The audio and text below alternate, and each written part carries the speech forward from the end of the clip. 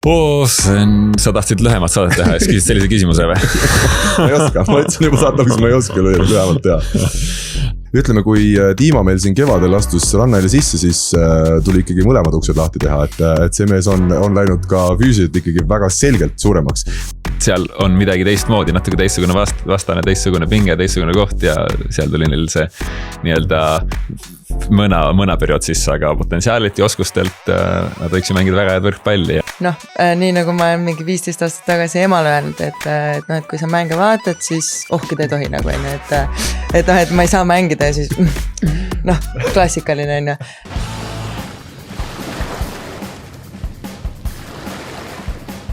Tere armsad Rannavoole sõbrad, Kõrvuni liivas podcast on elanud üle õnnelikult talve, küll väga vähese panusega podcasti tegemisse ja nii jõuame eetrisse siin juuni alguses meie saatesarja 23. osaga. Mind, Karin Aldot, ümbritseb taas võib öelda järjekordne pagari keskus, sest minu ümber on Eesti rannavõrkpalli crème de la crème kokku saanud. Ja et olla tänapäevane, ma küll ei ole kõva selline arvutimaailma ekspert, aga ChatGPT suudan ka mina lahti teha ja olen siis otsustanud täna oma külalisi tutvustada oma hea arvutisõbra abiga ja ütlen siis nii, et 3 külalisest 2 tutvustuse lasin ma teha ära siis interneti maailma võludel ja 1 tegin ise, head külalised, teil on võimalus arvata, milline on minu tehtud. Meie tänane esimene külaline on Liisa Remmelg, Eesti rannavõrkpalli üks järjepidavamaid tegijaid, kelle nime leiab aasta-aastalt nii koduste kui ka rahvusvaheliste turniiride tipust. Koos Helene Hollasega on ta kujunenud Eesti rannavool esituuasse kuuluvaks mängijaks, kelle võitluslikkus ja külm närv panevad vastased alati maksimumi andma. Tere Liisa! Tere! Teiseks. Eestis on mitu tuhat suurt saart, aga meil on õnnestunud saatesse tuua Eesti pikim saar. Tere tulemast, Mart Tiisaar! Ja kolmandaks, mõned inimesed paistavad silma väljakul, teised muudavad kogu mängu suuremaks. Urmas Piik on üks neist inimestest, kelle töö ja pühendumus on aidanud Eesti rannavõrkpalli kasvatada suureks ning jõuda järjest kõrgemale tasemele. Täna uurime, kuidas see kõik on sündinud ja millised lood selle teekonna taga peituvad. Tere Urmas! Tere! Külalised või kuulajad on oma ilmselt ennustused juba teinud. Mis te arvate, milline oli siis minu välja mõeldud sissejuhatus? Raske, väga sarnased ma ütleks. Väga sarnased ja sama sisukad kõik, et aga et siis Mart oleks ka ikkagi ausalt tutvustatud ka interneti võlude poolt, siis Mardi tutvustus oleks olnud selline. Täna istub meie mikrofoni taha üks Eesti rannavõrkpalli värvikamaid tegelasi. Mart Tiisaar on mees, kes ei jäta liival midagi juhuse oleks, olgu selleks võimas rünnak, emotsionaalne punktivõit või hea lugu turniiri elust. Minust väga äge. Ma mõtlen kaua mind üldse vaja on sellesse saatesse, et kui tekib mingi füüsiline ChatGPT meile ka, et siis on päris mõnus neid saateid ära teha. Mina ikkagi pean mõtlema, et sissejuhatusi, kui ma teen, ega see ei tule nii, et mul sekundiga päris, see võtab minut võib-olla. Siis chatil tuli ikkagi mõne sekundiga. Et see on üllatav. Milline efektiivsus? See on üllatav. Urmas, ma alustan sinust, täna on 23. osa. Nii äge, et korvpallimaailmas on meil mõlemal ju lemmikmängija number olnud 23. Minul Michael Jordan, sul millegipärast LeBron James. Miks rannavõrkpallis ei võiks olla numbrid suuremad? Miks peab olema 1 ja 2 minust? See on jälle igav. Rannavõrkpallis ei osata nagu põnevaks teha seda ala. Oled sa nõus? Jaa, olen nõus. Et nad praegu küsivad, kas servib 1 või 2, aga siis sa võid leida kohtuna, kas servib 70, mul tekkis ka see praktiline pool, et kuidas 87 läheb servima, kuidas sa proovid need numbrid kokku panna, oota natukene ja siis saad kokku selle ja nüüd läheb tema servima. Ei, see oleks päris lõbus, jah?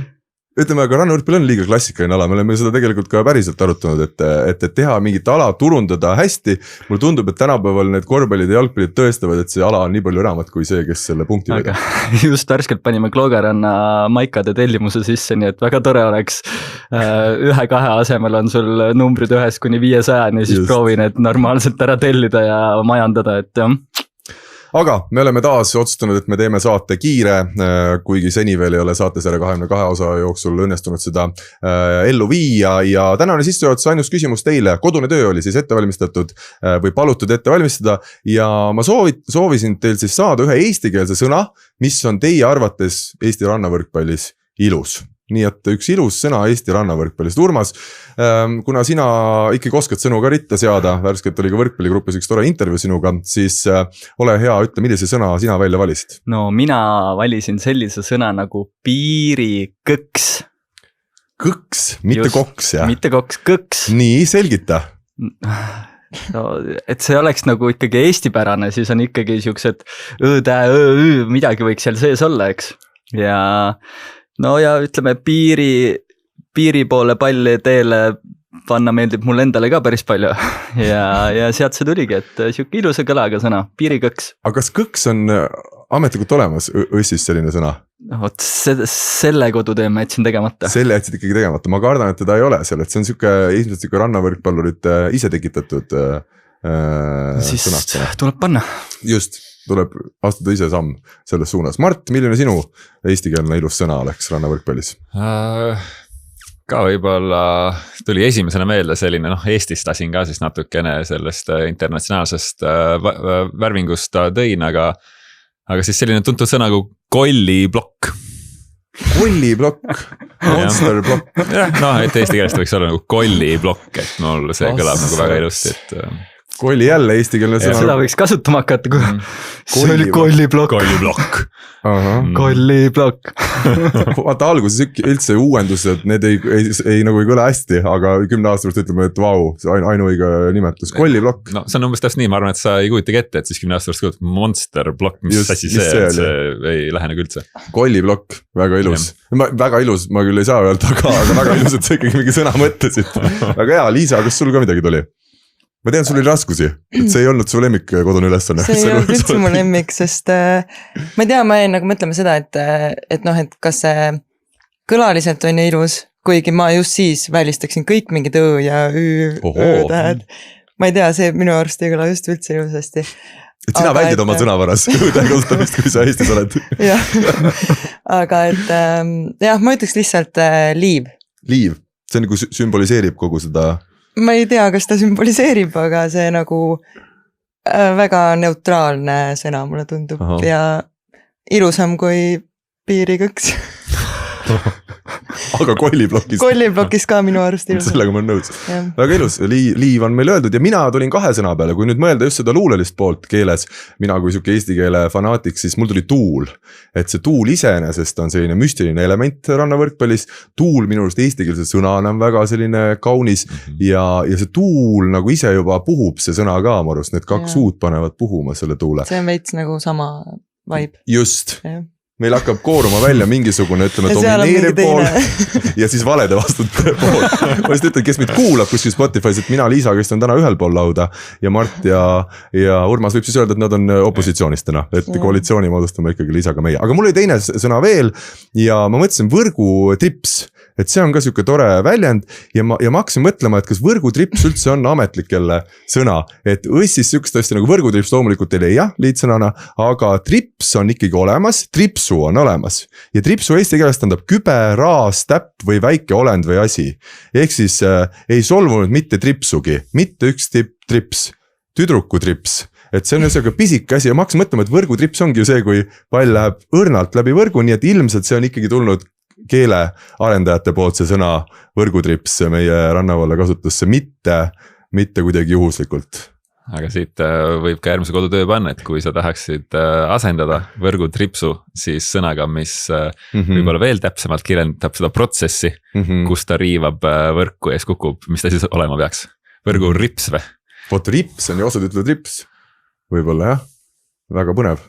Aga Urmas vaikib. Ei ole nii põnev Urmase näost näha. Trossistas.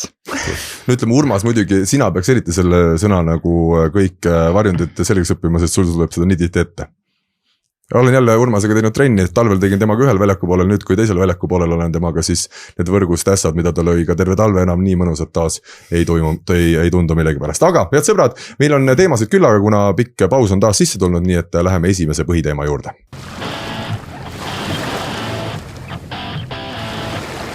Ja oleme siis tänase esimese teemablokki nimetanud või mina olen, ega teistel suurt sõnaõigust selles saates ei ole. Seiklusjutte maalt ja merelt, kuivõrd mõtlesin, et meil on Liisa ja Mart täna külas, kes on ikkagi ümber maailma ringi käinud ja Urmas on sõitnud siin ka Harjumaal Kiili ja Luige ja Tallinna vahet päris palju, nii et alustame siis Liisast. Mina jälle tuletan sulle meelde sinu maailmaedetabeli kohta. On sul õrna aimugi, mitmendad te olete Helenaga? Kusjuures vist isegi on 38 või? no sa natukene Palju arvad või? endast liiga palju, 39 võib-olla te olite 38 eelmisel nädalal. Me vist äkki olime Helene on kusjuures. 38. Helene on 38 aasta. Võib-olla. aga ühesõnaga sa oled hakanud vaatama seda. Rivo vaatas, et Aha. me olime jah vist 38, ma ei tea, kas me oleme nii ees olnud ja kui tegelikult sealt vist võtta need paarid eest ära, kes ei mängi, siis vist oli täitsa 33 või midagi sellist, et jah, iseenesest tore asi, aga samas liiga palju sellele rõhku pole mõtet panna, ma arvan. mina ikkagi rõhutan seda, et jah, ta mängijatel ei ole väga oluline, kuna need rankingu punktid, millega sisenetakse turniiridele või peale päästakse, on teised. aga samas see, kui sa oled maailma top 40 näitab, et sa oled mänginud hea hooaja kokkuvõttes või hea aasta, et ta sisendi nagu rannavõrkpalli fännile annab. jah, ja meile alati meeldib, et kui meil on nagu küsimus, kus me oleme, et siis me teame, et sina tead. Just. Siis me küsime sinu käest. just, mul on ka oma roll Eesti rannavõrkpallis ja Liisa-Helene, ütleme, karjääri arengus, aga tore on ka nii kaua, kui te tõusete, nii kaua ma seda saates ka alati välja toon. Okay. Et võib-olla kui hakkab teistpidi No siis pressure. oskan ka seda varjata. no alustame sellega, et te olete nüüd teinud siis 3 head Challengeri turniiri järjest. Me tuletame meelde ka kuulajatele, meil Challenger on siis tugevuselt see teine kategooria MK-etapis, kõige tugevam on Elite, kõige nõrgem on Futures ja Najari, Xiamen ja Nuvali, et kui me võtame siin viimased 2 tulid siis täitsa värskest minevikust, olid siis 5. ja 9. koht ja enne seda siis Najari turniir veel 9. koht juurde, ehk siis 3 esikümne kohta olete te saavutanud nüüd Challengeri turniiril järjest võib öelda. ja kui sa peaksid ise vaatama taga nendele 2 viimasele turniirile, mis siin värskelt nüüd jäid selja taha, siis minu selline iseloomustus oleks, et 9 mängu ja 7 nendest olid 3-geemilised. Et kui te teete, siis ikkagi võtate maksimumi nii endalt kui ka vastaselt. Millised on su enda mõtted ja kommentaarid nendele turniiridele tagasi vaates? jah, hästi öeldud.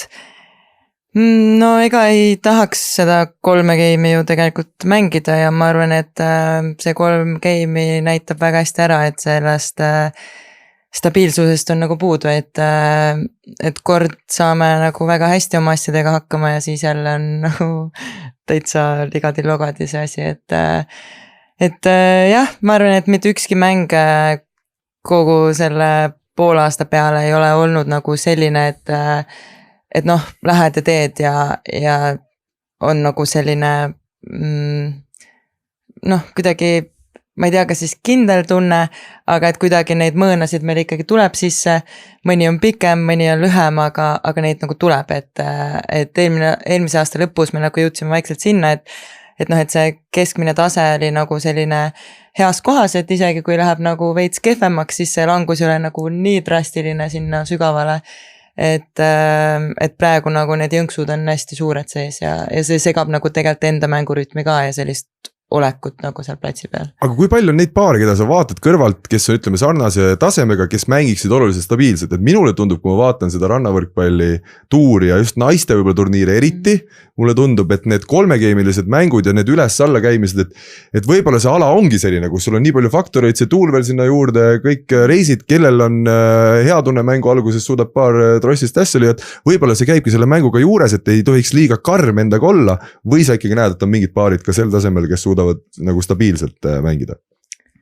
No ma arvan, et ikkagi suudavad või noh, jah, neid kõikumisi tuleb ikka ette ja ma arvan, et mida tihedam see, noh, kui võtta need eliidipaarid, siis ega seal see tase ongi nii ühtlane, ma arvan, et see top 10 eliidil mängibki nii, et kord võidab üks, kord teine peaaegu, et siis ma arvan, et see ei ole nagu nii suur asi justkui, aga samas meie jaoks võib-olla ongi see tase nagu selliseks kujunenud, et see challenge'i võib-olla põhiturniiri mängud võiksid olla küllaltki mugavad juba, et ma arvan, et me võiksime seal mängida ka 2-0 mängud ja minna edasi oma päevaga, aga me kuidagi on nagu raskusi, eriti meil on raskusi turniiride alustamisega, esimesed mängud on täiesti kohutavad, et kuidagi ma ei tea, kas see, et me teame, et meil on mingi võimalus veel igal juhul mängida, et me kuidagi ei hakka kohe algusest peale või midagi, et noh, me olemegi nalja teinud, et me võiks alustada kohe sellest alagrupi teisest mängust, et noh, jätame selle esimese üldse mängimata põhimõtteliselt, et kuidagi ma ei tea. aga mida te teete enne esimest mängu, mina olen ka kehv esimeste mängude mängija Eesti tuuril, kus tase küll oluliselt madalamgi veel, et mina tunnen alati, et see ärevus esimestes mängus on kuidagi sees või jalgades või kehas, et ma ei ole ennast veel nagu välja suutnud elada, nüüd ma olen aru saanud, et ma peaks sama päeva hommikul, kui ma teen selle esimese mängu, ma peaks mingi füüsilise liikumise alla tegema, et ma maandaks oma keha nagu sellest ärevusest maha, kas teil on ka mingi rutiin või olete te proovinud midagi, mida enne esimest mängu teha, mis võiks aidata? Ei, otseselt mitte, selles mõttes, et ma arvan, et selleks turniiriks on ikkagi kõik töö tehtud ja läheme ikkagi tavaliselt peale. Minu enda meelest tundub, et esimene mäng tegelikult on ju see, et mul mitte midagi ei olene sellest nagu heas mõttes, et loomulikult ma tahan võita, aga see võiks anda just selle tunde, et mul ei ole mitte mingisugust pinget peal. Et kui ma selle esimese kaotan ja mängin seda teist mängu, et siis mul on juba see ellujäämise mäng justkui on ju, et siis võiks olla nagu raskem toimetada, mulle tundub nagu loogiliselt võttes. Aga meie jaoks justkui on kuidagi vastupidine see, et meid nagu millegi pärast paneb mängima see, et noh, nüüd on vaja mängida, et kuidagi, ma ei tea, praegu tundub tõesti, et need play-off'id on meie jaoks palju mõnusamad, läheme peale, me teame, mis me peame tegema ja ainuke eesmärk on võita nagu, et jah, ma ei tea. Ja kui alagrupp esimese mängu kaotad, siis teine mäng on tavaliselt lihtsam ka, eks? No jah. Taseme mõttes, taseme mõttes on jah, selle mõttes. Aga no samas ega meie praegu jaoks tundub, et nagu see challenge'i tase on hästi ühtlane ja isegi need ongi see põhiturniir pluss kvali esimesed 10 paari.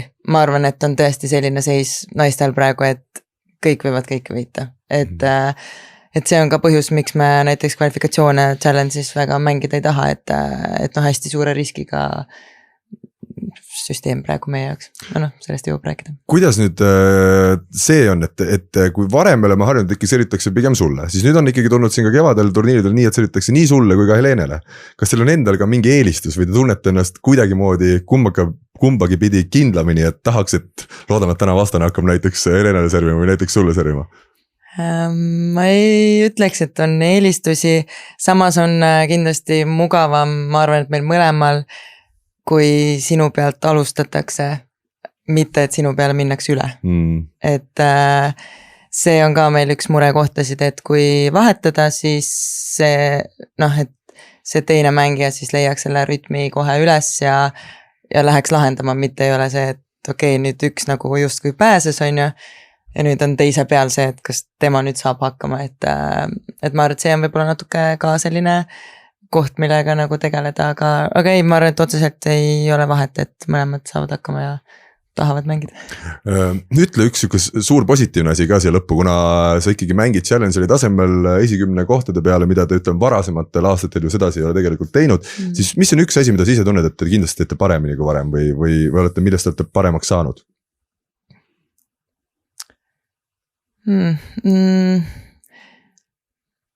Ma arvan, et tehniliselt on läinud hästi palju paremaks ja füüsiliselt ka, aga kohati võib-olla nüüd just ei ole see nagu võib-olla nii hästi kajastunud, aga ma arvan, et ka see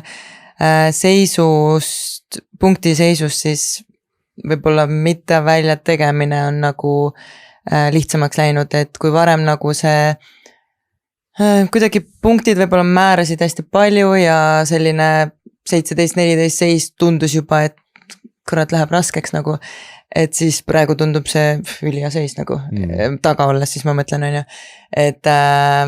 et sellega kuidagi on kohanemine hästi palju paremaks läinud ja ka selline jah, kuidagi, et sa mängid igat hetke edasi, et sõltumata sellest, mis seal enne juhtus või kui palju midagi valesti on läinud, et pead on nagu püsti, loomulikult vahepeal on raske ja vahepeal on seda näha ka, on ju, et ei tee kõike kogu aeg hästi, aga ma arvan, et üldjoontes on see pool natuke ikkagi paremaks läinud ja ma arvan, et sellel tasemel juba see loeb hästi palju.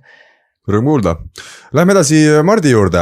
Mart ja sinu paarvend Dmitri Korotkov hetkel maailma edetabes 96. kohal ja kui ma hakkasin mõtlema teie sellise sissejuhatuse juurde, et mida siin öelda, siis mulle tundub, et see Dirk Pööle on õige öelda või sa ütled kuidagi ilma eesti keele söödajata? Ma ei oska teda päris õigesti hääldada tegelikult.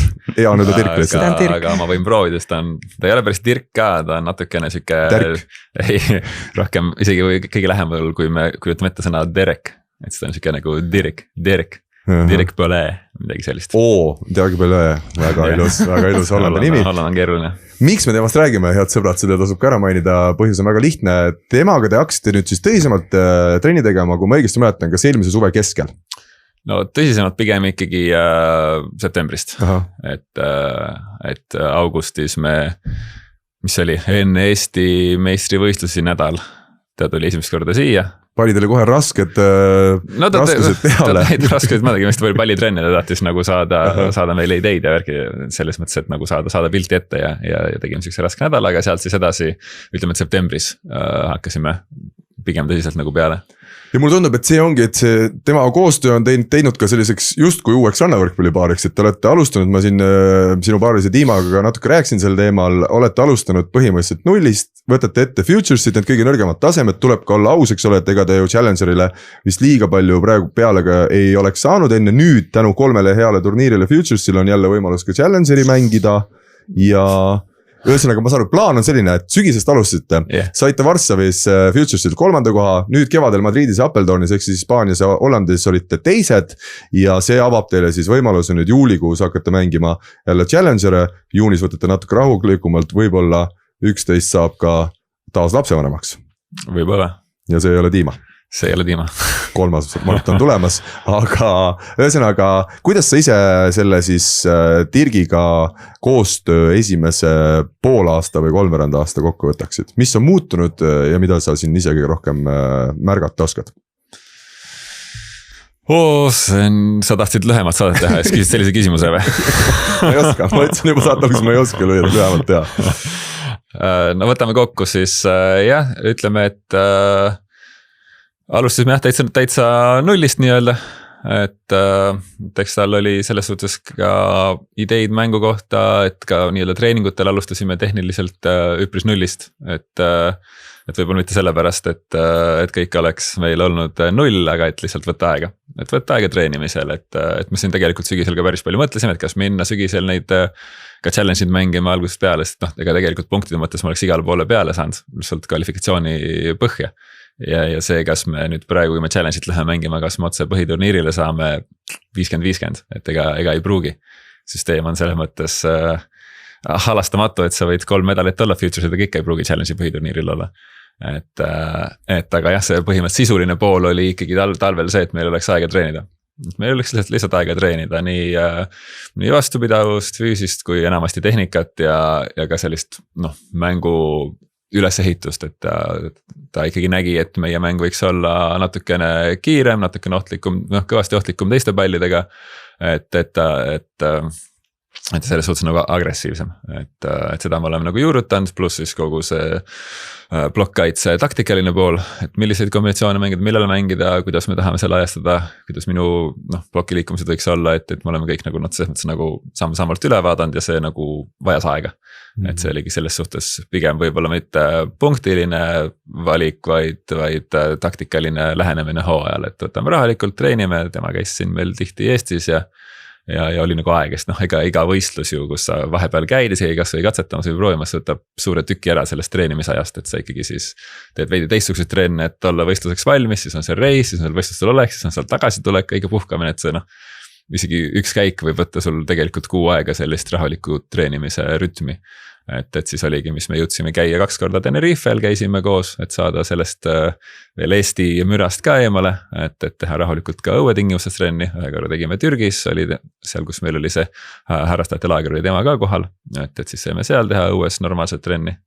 Ja nüüd siis tegelikult oligi eesmärk võtta futures'id ette, et nii-öelda teha see esimene samm ära siis, saada sealt mängukogemust, enesekindlust, punkte.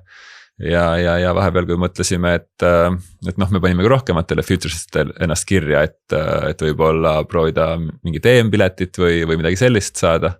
Aga siis tegime Dirgiga kiire arvutus, et meeste seis on praegu selline, et isegi kui sul oleks 6, seal on 6 head tulemust peab olema, et isegi kui sul oleks 6 futures'i kulda, siis ikkagi EM-ile peale ei saaks. Nii et siis meil oligi see mõttes plaan läks selliseks, et kui me saame oma nii-öelda kogemuse, tagasiside ja punktid kätte, et me futures'ilt, et punktiseisu praegu nagu rohkem parandada väga ei saaks, et siis me saamegi jälle hakata teiseks sammuks ette valmistama, et siis teeme jälle trenni, vaatame need asjad üle, mis meil seal vajaka jäid, et siis võtta edasi challenge'i etapp ja see läheb väga hästi kokku ka selle ajaga, et ma saan kodus olla juunikuu. Urmas, sina oled ju Mardi ja Tiimaga treeninud oma uue paarilise Armin Kenderiga koos, sinu personaalteema juurde tuleme ka, aga ütleme, kui Tiima meil siin kevadel astus Rannaile sisse, siis tuli ikkagi mõlemad uksed lahti teha, et see mees on läinud ka füüsiliselt ikkagi väga selgelt suuremaks. Milline on sinu kogemus nüüd Mardi ja Tiimaga treenides, mis on muutunud? Ja see Tiima suuremaks minu vastab küll tõele, et päris tihti põrkame ka MyFitness siis kokku, et teda näeb seal päris tihedasti. Mänguliselt no kindlasti on nad edasi läinud, et siin pole kahtlus ka minu hinnangul, et see mäng on palju stabiilsemaks läinud, siuksed. Ma mäletan, kui me Türgis õue läksime, siis te olite küll Tenerifel vist väljas käinud juba natukene enne seda, aga see kindlus nagu kuidas seal tuulega ka mingisuguseid lihtsaid palle mängida, et see kohe nagu paistis silma, et siukene kas või tehniliselt, kuidas mingit palle mängida, et seal on selge edasiminek ja no kui me Arminiga hakkasime nendega trennis käima, siis see oligi vist periood, kus hästi palju lihtsate pallide lahendamisega tegelesite ka, siis need olid üsna ebamugavad treenid, sest seal nagu käis päris korralik karussell meie jaoks nagu, et see liikuvus, kuidas ühest nurgast teise palli anti hüppet tõsta, et see oli alguses nagu päris harjumatu ja see tempo oli päris kõrge. Et loomulikult nagu, kui läks mänguks, siis see ilmselgelt nagu ta ei olnud nii hull. Nad kindlasti tahavad sellega jõuda ka nagu side-out'ini või vastuvõtuni ja on jõudnud ka tegelikult juba. Aga eriti mäletan just seda, et kui need lihtsad palli olukorrad olid, siis lihtsalt polnudki midagi teha. Ja mul on sama kogemus, meil õnnestus Nils Rühkaga korra kahel Nublul õnnestus teha siis Tiima ja Mardiga üks trenn siin talvel ja see oli tõesti nii, et kui läks lihtne pall üle võrgu, siis võisime Nilsiga minna juba juua võtma sinna väljaku kõrvale, sest siis oli esimene pall üles ja sa võid seal blokis teha, mis sa tahad, aga alati leidus see mees, kes millegipärast oli seal võrgu kohal tühi ja sai sealt siis maale ja küsimus on jah muidugi selles nüüd, kuidas see servi vastuvõtt sealt kõik algab, kuidas ise tunned täna servi vastuvõtu poolt, et seda mängu üldse mängima hakata, kuidas sellega seis on? Edeneb, eks ta edeneb ja servi vastuvõtt on selles mõttes nagu ma ütleks, et üks võib-olla keerulisemaid elemente, eriti kuna seal on võimalus nagu selles suhtes ka võib-olla seda sisuliselt nagu endale keerukamaks teha, et su target võib olla siuke 3-4 meetri diameetriga ring, eks ole, mis on successful, aga kui tahta mängida seda mängu, mida tänapäeval siin tipus, eks ole, palju nähakse, et sul on ta ikkagi seal ühes kohas ja õiges kohas, et siis see vastuvõtu nii-öelda ta element ikkagi nagu muutub, sest et sa pead seal hakkama otsuseid vastutama, millal sa sinna seda riskid, millal see riski, kuidas seda nagu sinna suunata, et ta muutub nagu keerulisemaks, aga ma arvan, et see on nagu tehtav ja oleme nagu ikkagi nagu seal edusamme teinud.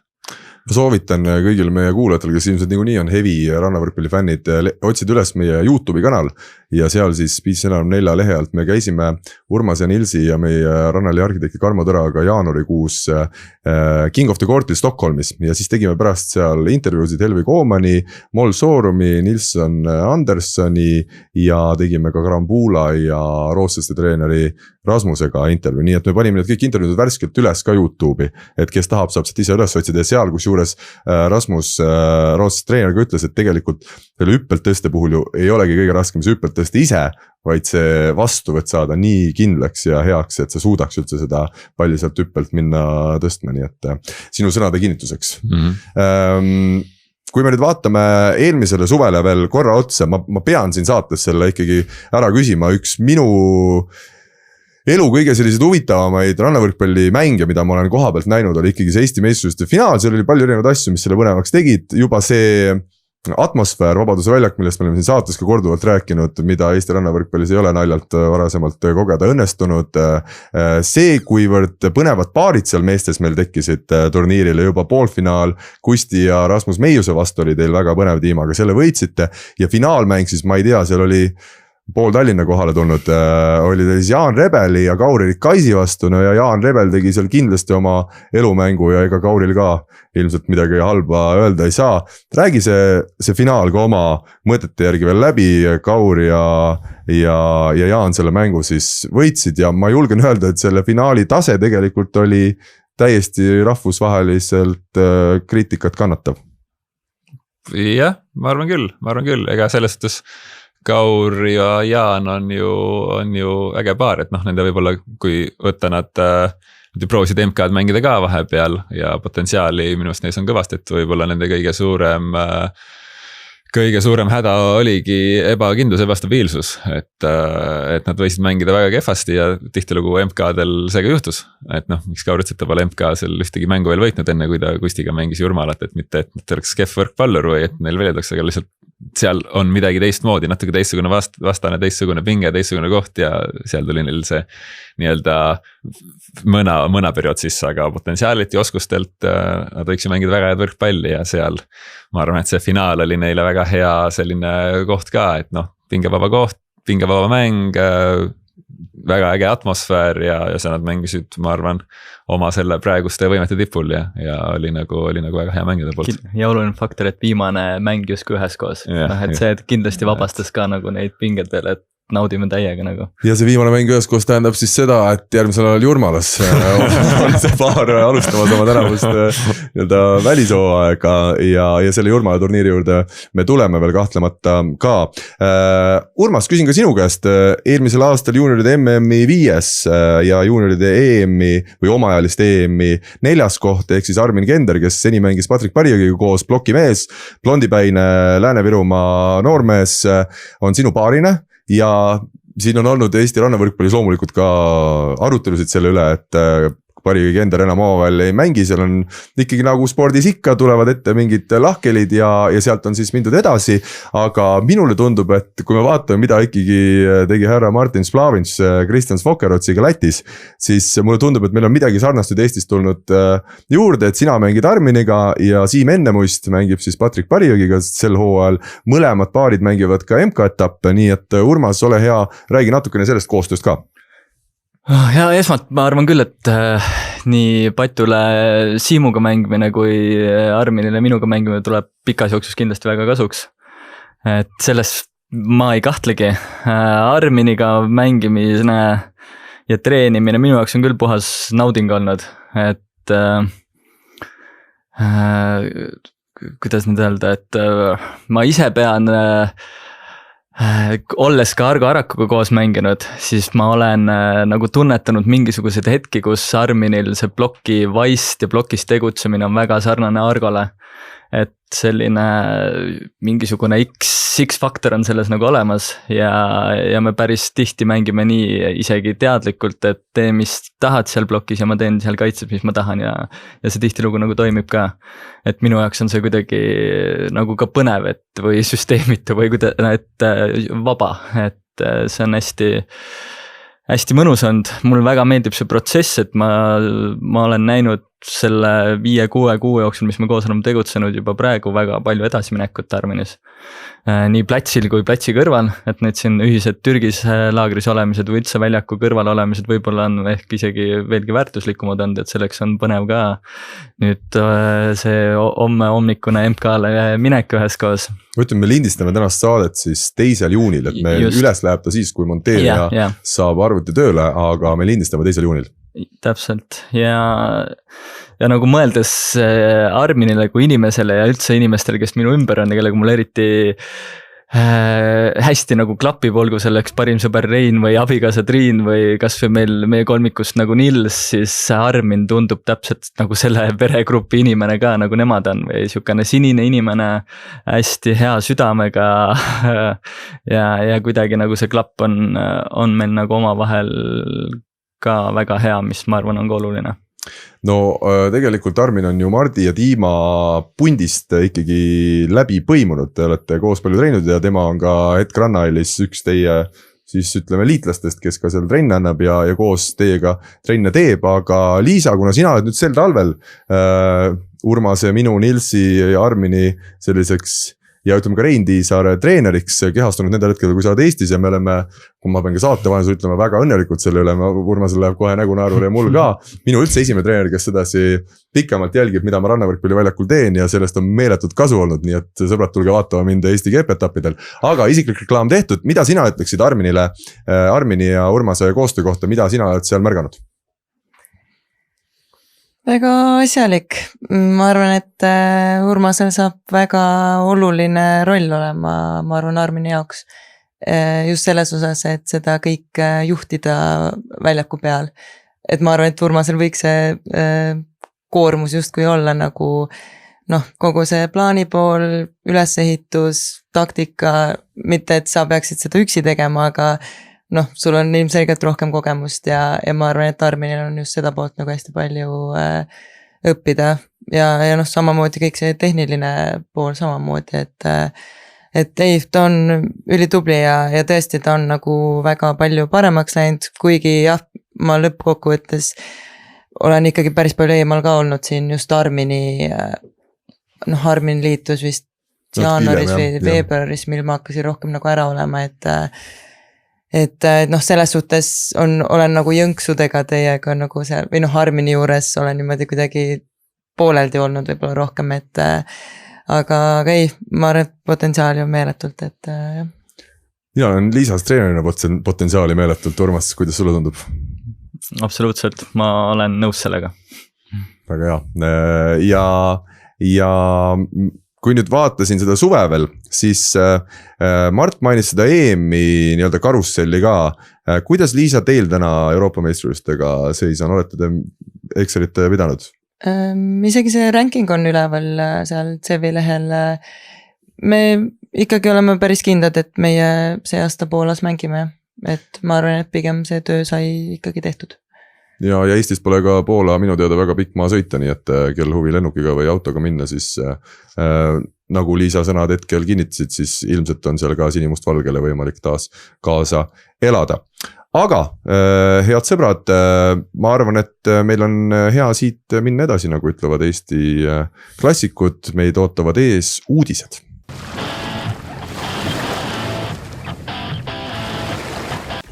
Ja me liigume edasi nüüd siis uudiste rubriigiga. Ma olen siia pannud kirja taas omavoliliselt erinevaid mõtteid, mida saame siis teiega arutada. Ma arvan, esimene asi, mis rannavõrkpalli sõpradele, kuna meie kuulajad ka paljud ise mängivad, pakub ilmselt huvi, on need süsteemi muudatused ja ka reeglite muudatust. Alustame siis reeglite muudatusest. Rääkisin Jaanika Undi, meie rahvusvahelise kategooria kohtuniku, kelle kahel kohtuniku kursusel on ma käinud viimastel nädalatel, nüüd ma tunnen ennast väga enesekindlalt siia suvele vastu minnes vähemalt kohtunikega duelle pidades ja üks reegel on siis ikkagi see, mis eelmise aasta nende reeglite muudatustest jäi kehtima maailma rannavõrkpallis, see on siis see, et treener võib olla mängu ajal pingi peal. Ta võib kaasa aidata siis, ma saan aru, nii punktide vahel kui ka time-outide ajal, et mitte ainult siis time-out'i ajal, vaid ka punkti vahel. Mart, kas olete seda kasutanud ja kuidas see muudatus mängijana sulle on mõjunud? No meil oli nüüd just Madridis olime ilma Dirikita ja Hollandis olime koos temaga, et eks ta vajab harjumist. Kindlasti, et see on ikkagi korralik mängu dünaamika muutus, et mul seal alguses oli natukene võib-olla isegi segadust, et muidu ju see võrkpalli dünaamika on see, et sa oled kõik seal mängus sees, sul on oma paariline, sa arutad temaga täpselt, kuidas teeme, mis järgmine punkt on ja siis tekkis esimestel mängudes väike segaduse küsimus, et kas ma nüüd räägin tiimaga või üritan silmsida, et saada treenerit, kas ma võin nüüd taktikat vahetada või kas ma pean enne saama kinnituse või et tekkis väike selline nagu dünaamiline error mul seal sees, aga iga mänguga see läks nagu aina paremaks ja kuidas siis on, kas pead alati Dirgilt saama sükse noogutuse? Ei, mitte päris, ei pea tähendab, ei pea, aga jah, täpselt see, et pigem ikka suhelda seal tiimaga platsi peal omaette ja noh, me siin üritasime ka koos temaga siis seda nii-öelda seda sümbioosi paika panna ja tundub, et tast ei tule võib-olla selline treener, kes tahaks ise ka olla seal iga punkti vahel, et no nii, nüüd serv paremale piiri äärde lüüke.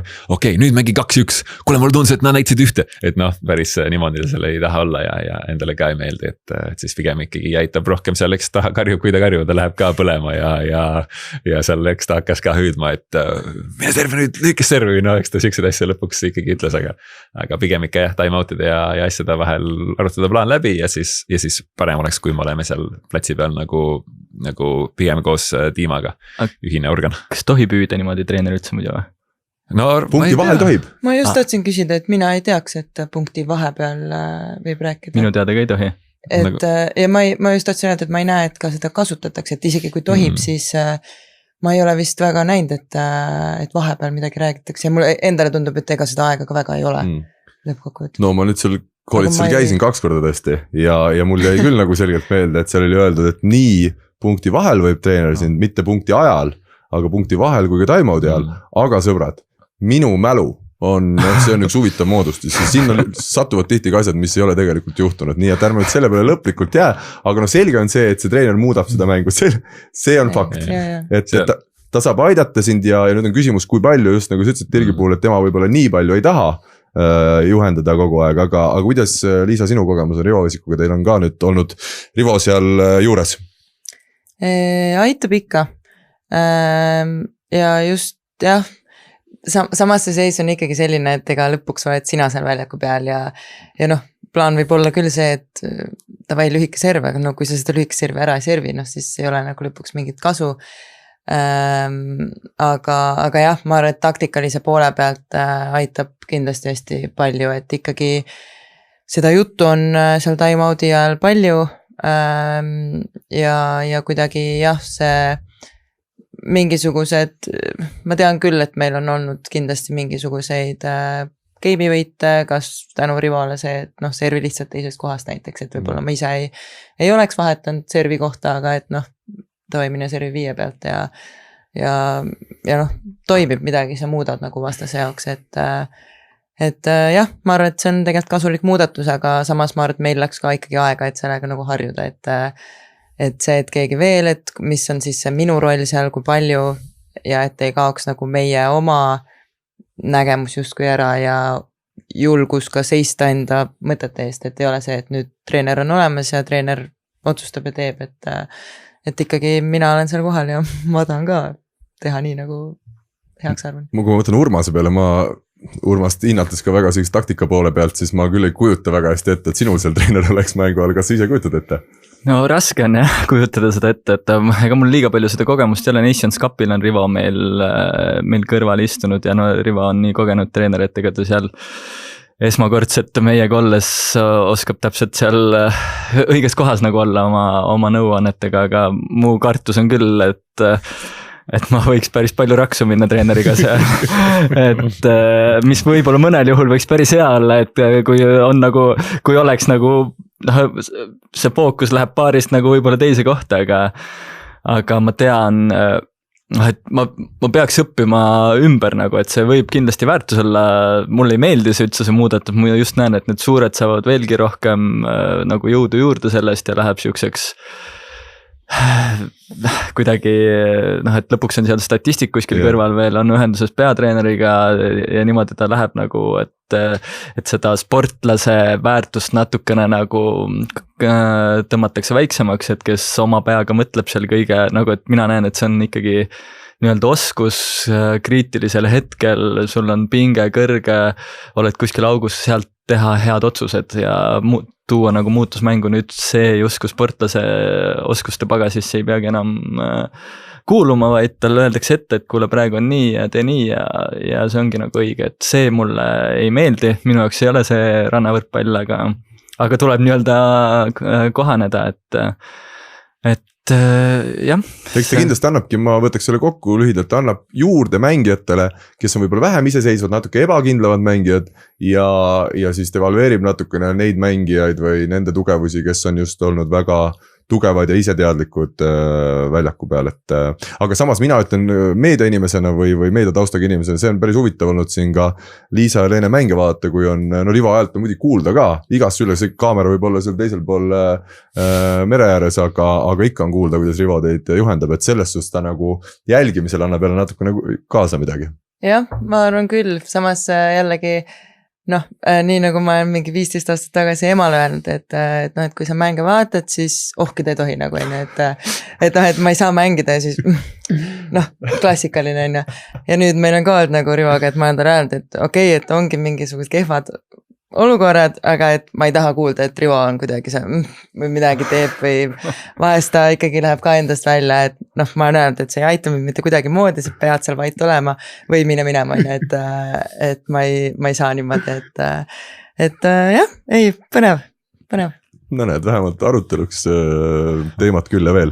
Mis on nüüd huvitav, mis on viimasel ajal minu kõrvu tulnud, teie, ma saan aru, et vist varem teadlikud natuke olnud, et maailmas ikkagi planeeritakse rannavõrkpallis päris süstemaatilist muudatust, et sügisest kuuldavasti see eliiditurniirid, vähemalt see on see, mida mina tean, hakatakse mängima nii, et kvalifikatsioon on eraldiseisev turniir lausa. Et sa lähed kuskile, ma ei tea, kas samasse kohta, kus eliit toimub või hoopis teise maailma nurka, mängid seal kvalifikatsiooni ja siis saad pääsu eliidile. Mart, meie kõike tead ja ole hea, anna infot selles osas ka. Ei, ma tean väga vähe sellest, aga sellest vist ei olegi infot. Vist hiljuti küsin Rivo käest ka, kas tal on infot, aga vist ka rohkem ei ole, aga nii palju kui sealt presentatsioonist nagu läbi imbus ongi umbes täpselt nii, et on siis eliit, 2 kvalifikatsiooniturniiri, mis on kõik erinevas kohas. 2 lausa? Jah, ja nad kas on samal ajal need võivad olla või siis vähemalt nii, et sa ei tohi 2 osaleda, et sa valid neist 1, aga võibki olla nii, et mina sain aru, et eliit on näiteks Austraalias, 1 kvalifikatsiooniturniir kuskil Euroopas, 1 kuskil Ameerikas ja siis ma eeldaks, et on, noh, seda muidugi ma nüüd ei tea, aga ma eeldaks, et on mingi punt, kes on otse peal eliidil ja siis mingi punt, kes mängib kvalifikatsioone. Aga tegelikult ega väga sealt rohkem ei tea, võib-olla Liisal olete seal rohkem rääkinud. Ei, kui ma nägin ka seda teemablokki, siis ma teadsin kohe, et ma ei räägi midagi, ma ei tea see, noh, ma tean sarnast juttu, aga ma ei julgeks midagi siin rääkida, et ma ei tea, kui kindel see on või kuidas, millal. Ma tunnen, et terve maailm ikkagi on täiesti kõik on hold, ootamas ja siis veel rankingu süsteem ilmselt muutub, ma sain aru, et täielikult ja sellest nii ligi kaua ei saa seal. Jah, no võikski olla nagu natuke selgem, et võib-olla ei pea olema mingit 4 erinevat rankingut, mida sa jälgid, vaid ongi üks ranking, mis otsustab siis kõik nii MM-ile pääsemised, olümpiale pääsemised, maailma rankingu kui ka turniiridele pääsemised.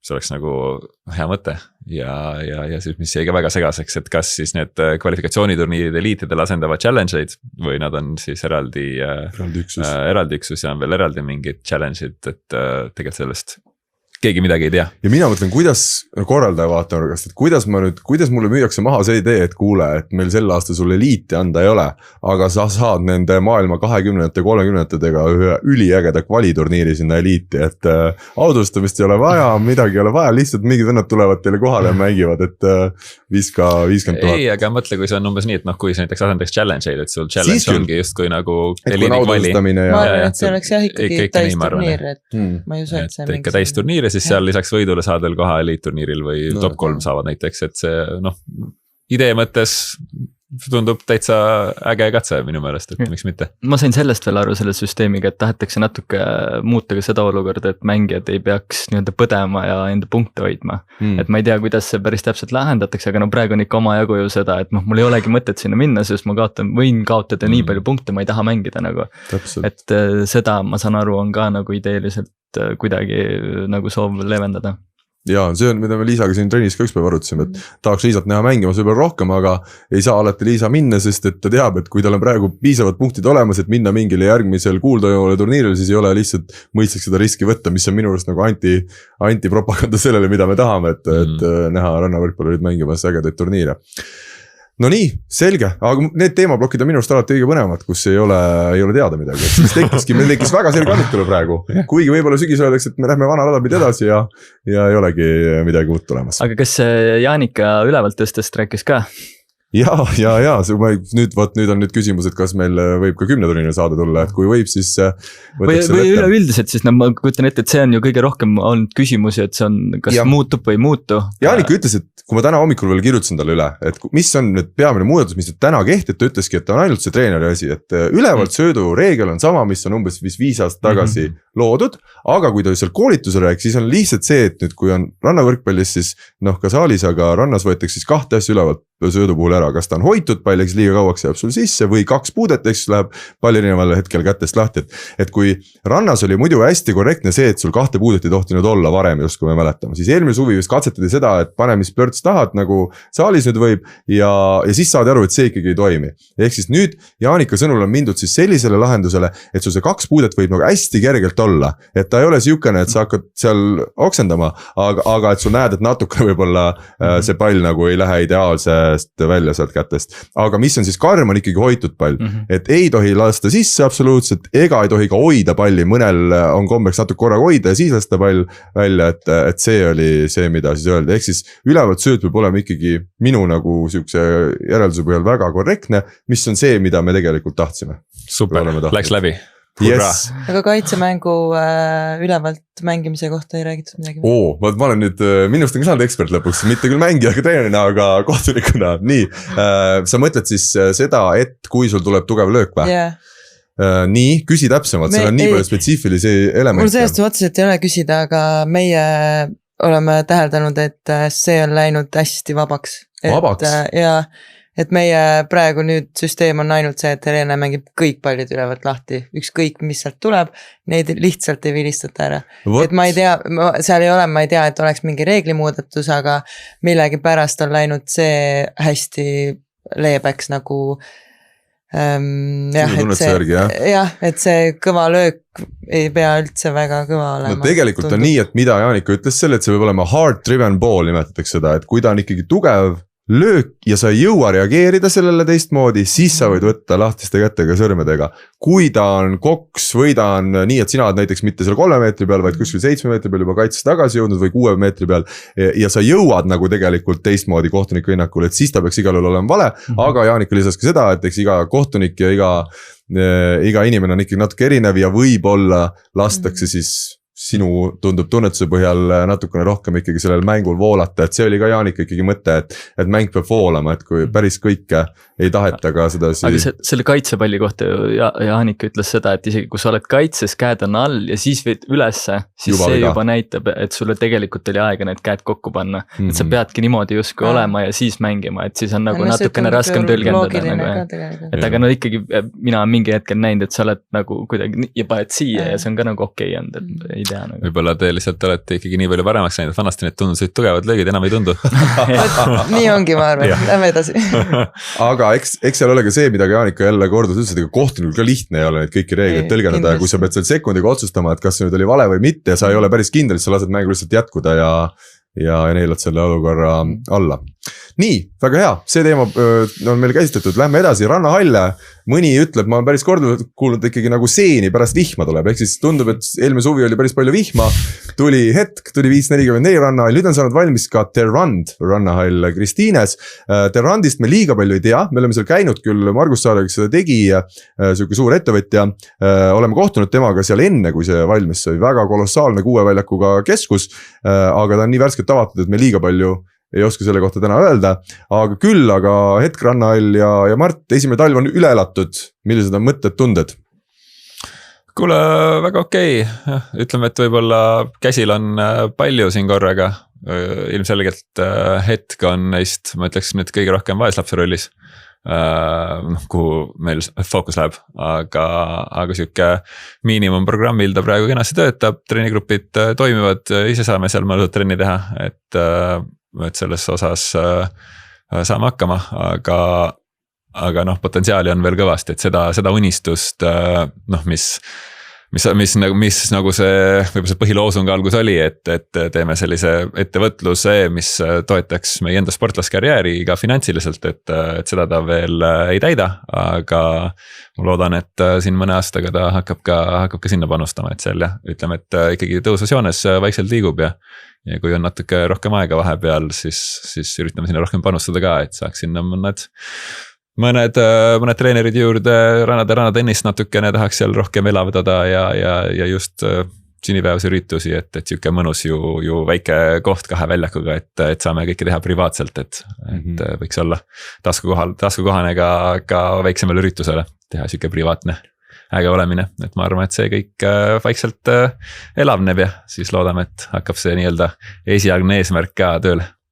Jah, kui seda kõrvalt vaadata või mõelda, et kuni selle hetke ja meie rannahalli avamiseni oli ikkagi Eesti või Harjumaa rannavalla kogukonna täiesti üks, me nägime kõiki üksteist igapäevaselt hommikust õhtuni, pluss siis, eks ole, Argo Arak lisaks oma või meie tegevustele, et nüüd on läinud ikkagi ta natuke spetsiifilisem, mis on ilmselt paratamatu, et nüüd kui me saame Mardiga kokku, ma pole Marti ikkagi mõnda aega näinud, kuigi ikkagi mingid laste sünnipäevad ja asjad on, kus me vahel kokku puutume või mõned ühised trennid, aga nüüd on siis läinud ikkagi natuke ta laiali ja Urmas, sinule annan võimaluse 544 rannahalli avatalve kohta öelda mõned sõnad. Aitäh. Palun.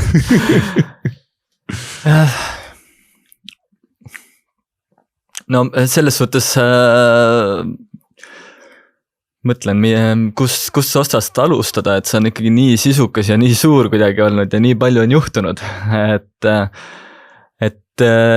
ikkagi peab paika see, et mina ikka arvestan meie rannahalli ehituseks seda, kui te Nilsiga hakkasite Kloogarannas neid 5 aastat tagasi neid turniire tegema, et sellest ajast ju tegelikult on seda kogukonda ehitatud ja see ei olnud päris nii, et me paneme nüüd halli püsti ja vaatame, et kas inimesed nagu hakkavad tulema, et kui me halli lahti tegime, siis tegelikkuses esimestel päevadel ju meil õhtuti kõva möll hakkas pihta, et ma arvan, et see on nagu selle töö nagu vili, et selles osas oli kindlasti nagu väga positiivne, et ei olnud nagu mitmeid kuid ootamisi, et millal see esimene külastaja nagu ukse pealt sisse tuleb, vaid kohe hakkas töö pihta, aga nagu ikkagi nagu väljakutsed on ka omajagu, et kuidas nagu ikkagi ka aastaringselt see suur maja nagu tööle panna, et see suvel on ikkagi õues ilus ilmaga toredam seda palli mängida, et kuidas need asjad nagu omavahel tööle saada ja samamoodi kuidas ka võib-olla mõeldes, et kui palju me panime see rõhku sellele, et see hall oleks hästi hubane ja seal oleks ka tore üritusi pidada, et siis kuidas ka need ürituste poolt veel nagu juurde saada, et esimene aasta me olime natukene siuksed passiivsed päringute teenindajad võib-olla, et ise ka nagu otsisime enda kohta ja proovisime sellest maailmast ka aru saada, sest see on täiesti teine maailm kui rannavõrkpall või rannatennis, et ma usun, et teisel aastal oleme seal ka juba oluliselt targemad ja võib-olla ka proaktiivsemad. Ja ma lisan siia juurde, et Võrus on ka valminud 1 väljakuga rannahall, et ilusti ära nimetada ja elame kaasa kindlasti ka võrukatele, et kuuldavasti seal ikka käib rahvast juba ja see ka samamoodi ei olnud päris tühja koha pealt, vaid ala entusiastide endi poolt tehtud, nii et edu ka Võru inimestele, kes tänases saates on jõudnud tunni aja jälgimiseni koos meiega. Aga läheme edasi, Jurmalas on toimumas siis juuni 2. nädalal MK etapp ja ütleme minu kui sellise rannavõrkpalli inimese jaoks on küll see Jurmala etapp juba saanud iga-aastaseks traditsiooniks, et esialgu sai vist käidud seal ajakirjanikuna, eelmine aasta või fännina, kuidas öelda, ja nüüd on siis meil 540 asi nii kaugel, et mõtlesime, et kui me juba siin niikuinii lähme, võtame rahvaga kaasa, meil registreeris siis lõpuks circa 60 inimest, seal mõned pereliikmed juurde ja ma tean, et on tulemas ka Eesti mängijaid ju ja ka Eesti mängijate teisi sugulasi, tuttavaid, sõpru, nii et umbes 100 Eesti inimest läheb Jurmalasse juuni 2. nädalal ja see on küll minu arust siuke vahva asi, mis näitab ja tõestab, kuidas Eestis see kogukond rannavõrkpallis on kasvanud, et meil on Türgis Mardi tiimalaagrid, kus on 100 inimest käinud seal umbes ja nüüd siuke laager siis Jurmalas, esimest korda siuke võistluse keskne laager, kus on ka palju rahvast, aga alustame hoopis negatiivsest. Meil on seal palju eestlasi kaasa löömas, aga ometi Marti Tiimat ja Liisat ja Leenet me ei näe ja eks aus põhjus on vist see, et täna ikkagi teie tase on natukene kõrgemal ja jälle punkte kaotada liiga palju ei tahaks, vähemalt Liisal on vist peamiselt ikkagi see põhjus. No meil pidi olema see Türgi challenge samal ajal ja me alguses me panime sinna kirja kahele turniirile korraga kirja panna ei või. Et siis sind vist eemaldatakse mõlemalt. Mingi selline asi on ju. Ma ei tea, kas Challenge'i ja Futures'i vahel samasugune asi on, aga ega seal hea ei ole. Vist on mina sellega. Jah, igatahes, et me olime seal kirjas, aga nüüd me praegu jäime sinna kvalisse kirja ja praegu tundub et seda kvalifikatsiooni ei ole pigem nagu hetke punktidega nagu mõistlik minna mängima, kuna see tase on väga kõva, et kõikidel on jõle palju punkte kuidagi. Ja siis kuna juulikuus on 3 võistlust järjest, on vist 1 challenge ja 2 eliite, et siis alati on tark nagu hoida neid punkte nii, et sa saad nagu 3 turniirile nende ühtede punktidega peale, et siis tundus mõistlikum niipidi toimetada seekord. Kas süda natukene valutab ka? Jah, mingil määral küll, sest ma arvan, et see on väga lahe asi, mis te sinna kokku olete ajanud ja tegelikult see Jurmala turniir on ju tore olnud, ja Jurmal on lahe, et ei mängi, aga mis seal ikka. No Mart, teil sama ikkagi lahendus lõpuks, et te sinna Jurmalasse ei lähe? Jah, et meil sai nüüd praegu Futuresit toos täis ja tegelikult Jurmalas ilmselt ei oleks ka niikuinii läinud, et see kattub täpselt minul selle 3.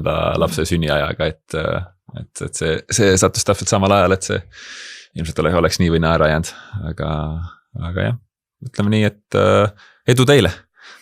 Läheb tarvis, mina ja Nils Rüka oleme ka oma MK debüüti tegemas ja teeme sarnase debüüdi nagu Urmas Piik tegi Siim Ennemustiga kunagi Tais, olin seal ise ka 3. võib-olla lausa mängijana kaasas, sest esimesena jäädigi reservi ja väga tore turismireis kujunes siis sellest vahvast ettevõtmisest. Mina Nilsiga hetkel 20 reservis, nii et kui nüüd just Pikne ei löö Jurmale kohale enne turniiri algust ja keegi ei kao siit ilma pealt, siis meie ei mängi, küll aga mängivad siis teised Eesti paarid. Rebel Kais, Piik Kender ja Põldmaa Parijõgi on siis kvalifikatsioonis. Siim Ennemust, meie hea sõber tahtis ka minna, aga pojal oli põhikooli lõpetamine samal ajal, nii et proovisime ka rääkida Jurmala korraldajatega, et äkki saab turniiri hilisemaks, aga tuleb ikkagi välja, et Siimu põhjus turniiri edaslükkamiseks ei olnud piisav, nii et Parijõgi mängib Joosep Põldmaga ja nemad on siis kõik kvalifikatsioonis 3 paari Eestist ja Kuivonen Jürgenson on siis ainus paar, kes meil mängib põhiturniiril, hetkel tundub, et nad on siis nii-öelda asetuse järgi 6. seal, mängivad ka maailmameistrid valitsevad, ehk siis Tiina Graudine ja Anastasia Samoilova, õnneks Plavins ja Fokaros, Läti tugevaim meespaar, ikkagi ütles, et nemad ei mängi, Martin Plavins käis ka meil Rannahallis noorte turniiri vaatamas, ütles, et lihtsalt ei ole pointi tulla oma hooaega lõhkuma, kui tahad ikkagi mängida maailma kõige tugevamatega ja hetkel nad on ka maailma seal kõige tugevamate seas, aga Anastasial ja Tiinal on ikkagi põhjust tulla, sest eelmine aasta nad kaotasid play-offis Kuivonen Jürgensonile, nii et sel aastal ma väga loodan, et mingis faasis lähevad need paarid uuesti kokku. See saaks olema üks põnev taaskohtumine. Tuletan meelde ka eelmisel aastal siis esmakordselt Eesti rannavõrkpalli ajaloos 2 Eesti paari jõudsid poodiumile samal turniiril. Liisa ja Leene suutsid siis 3. koha võtta seal, kus Eva-Liisa ja Liisa-Lotta Jurmalas olid hõbedal. Aga reservis on siis Toomipuu Hanimägi hetkel, kui me saadet endistame 3. nii et meie parim selline noorte duo, aga Keira Lukas, Sandra Lepp, kes eelmisel aastal Kloogarnas oma Eesti esimese GP-etapi poodiumi koha teenis, nemad on tegelikult kvalifikatsioonis peal, nii et naistest Kuivonen Jürgensonile lisaks siis 1 paar kindlasti veel kaasa on löömas ja mõned Eesti paarid siis naistest ka seal reservis veel ja ka kõrgemal kui mina ja Nils. Aga Jurmalas, kas me teeme ennustused ka? Kuivonen Jürgenson muidugi liiga palju ennustada on raske, sest ega nad ei ole ju koos mänginud jälle pikka aega ja Eva-Liisal on siin tervisemuresid natukene olnud, nii et kas te soovite teha sellise ennustused, milline Eesti paar on sellel turniiril kõige kõrgem ja mis koha saavutab? Urmas ei taha seda teha. Mina ei soovi. Sa ei soovi? Ma ei suuda küll kuskilt kinni hakata. Kas keegi teine võtab vabatahtlikult selle rolli? See on väga raske, sest ma ei ole vist isegi neid nimesid vaadanud, kes sinna peale lähevad, nii et see on okei. Aga ma sellest Seevasse ja Lotasse usun ja tegelikult Urmas Armin ka, nii et miks mitte? 2 medalit vähemalt. Ja talvel on õnnestunud Liisa-Lotta Jürgensoni vastu mängida segapaari turniiri ja Liisa-Lotta lööb, ma pean ütlema, ka meeste võrgu pealt võimsamini kui nii mõnigi mees, kellega minul on olnud au elust treenida, nii et Jürgensoni vorm on füüsiliselt vähemalt väga korralik, seda saab siin juurde öelda. Mina ütlen, et Liisa-Lotta ja Eva-Liisa jõuavad poolfinaali ja meestest ma ütlen nii, et 2 paari jõuab põhiturniirile ja mõlemad paarid, kes põhiturniirile jõuavad ehk Rebel Kais ja Viik Kender jõuavad ka veerandfinaali. Sellise ennustuse teen mina, aga teie ei pea siin liiga palju sõna võtma. Ja uutest paaridest ka, Eesti rannavalus ikkagi toimub naistest, ma pean ütlema, Liisa, mega igav, Liisa jälle Heleenega, Liisa-Lotta jälle Eevaga, Ploomib jälle Animägiga, Lepp jälle Lukasega, et tahaks nagu mingit sihukest põnevust, aga ei, teil põhimõtteliselt ei ole ainult üks inimene, keda näete ja sellega panete, aga samas näitab, et läbisaamine on hea ja asjad toimivad.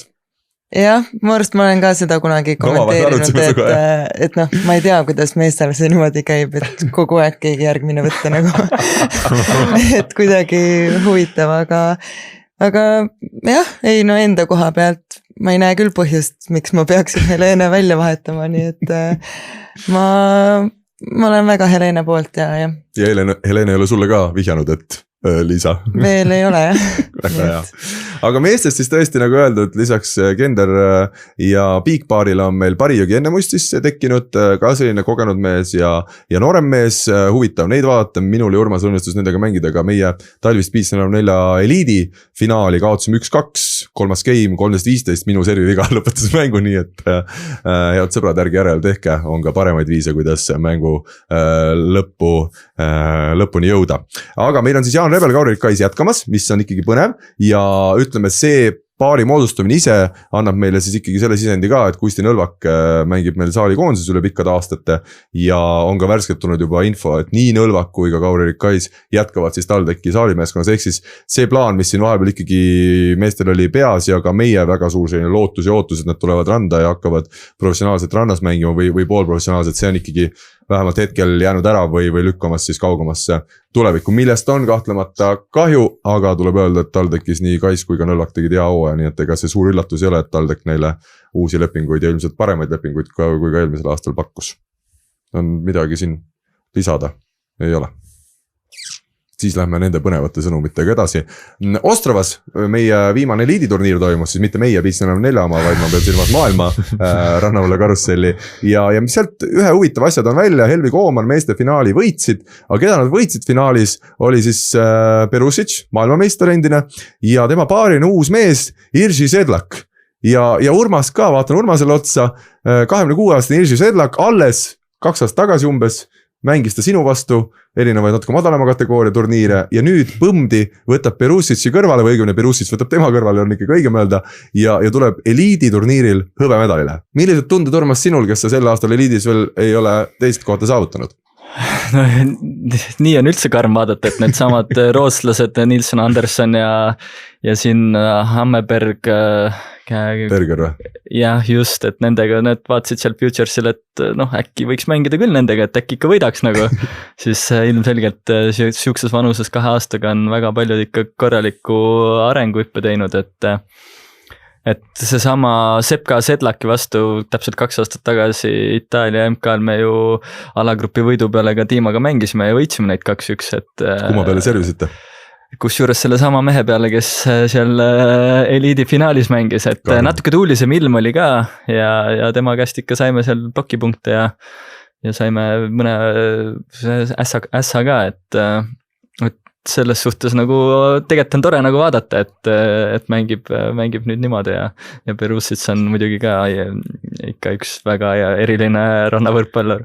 Perusitsi puhul tasub mainida, et tema ju lõpetas ära rannavõrkpalli mängimise sügisel, et andis teada, tema enam ei ole koondises, läks tööle ja läkski ja tegi veel natukene ise edasi, natuke jõusaali ja käis seal vahe pallitrennides ja siis tundus, et ikkagi võiks mängida veel Ostravas väikse sutsu teha. Aga Schweiner? Tema ei mängist turniiri. See Trousidiga või? Nii et tasub ikkagi lõpetada ära ja sedasi tulla tagasi, mitte nii, et ma jätkan aga teise paaris. Aga kas ta ei pidanudki jääma natuke selliseks, et aitab nagu neid noori vist mängima välja, et ei või? no kui ma temaga rääkisin, siis ta ikka pigem ütles, et pigem nagu ei. Okay. Et eks teda moositi, teda on siin mitu aastat moosinud, on tahtnud nagu lõpetada. Ja ta ikkagi läks täiskohaga tööle ja no hea pingevaba ilmselt tuli mängida seal. Brunner Hüberli on ka tagasi siis koos mängimas Rivo Visiku hoolealused, on alustanud ka hooaega, täitsa sellised stabiilsed tulemused, ei ole veel suuri sähvatusi küll tulnud, aga eks hooaja tähtsamad turniirid ka veel ees, olümpiapronks siis Pariisist meil. Kas see esimene turniir, et ta medalit ei võitnud kohe? Jah, seda küll, jah. Ma arvan, et see oli ikkagi väga suur üllatus, ma arvan nende jaoks, ma arvan. Ega mul ei ole mingisugust infot, aga ma arvan, et peale sellist pikka pausi ei ole ikkagi lihtne tulla tagasi. Tundub, et paus ikkagi tasub ära. Tundub küll. Urmas, millal sina pausi võtad? Ma vaatan passi ja pole aega teha. Kuigi ka sina tuled seda aastat kõige paremaks läinud, et... Olen, ma selles suhtes ma jätkan praegu seda, et ma ikka tunnen praegu ka, et ma mängin parimat võrkpallu, rannavõrkpallu, mis ma kunagi mänginud olen, et nii kaua kui keegi kõrvalt väga kõvasti ei raputa, ütleb Urmas vaata peeglisse ja sa ajad ikka täitsa jama juttu, siis nii kaua ma usun seda ise ka edasi ikka. Ja mina kogesin ka ära ja kuulajad-vaatajad selle, kui sai siin Urmasega talvel koos mängitud, et on mängijad, kellel tekivad mingid X-faktorid, ma olen seda igal pool välja toonud, aga ma toon siin ka, et Urmasega mängides sa tead, et sa võid ise olla natukene ebastabiilne, natukene ebakindel, aga küll Urmas kuskilt jälle oled seal blokis näitad, mida sa teed ja Urmas, et 2 ässa järjest ja äkitselt oled jälle 2 punktiga peal, et see on päris mõnus otsustavaid hetki sellise mehega mängida, nii et soovin teile Arminiga ka algavaks hooajaks edu.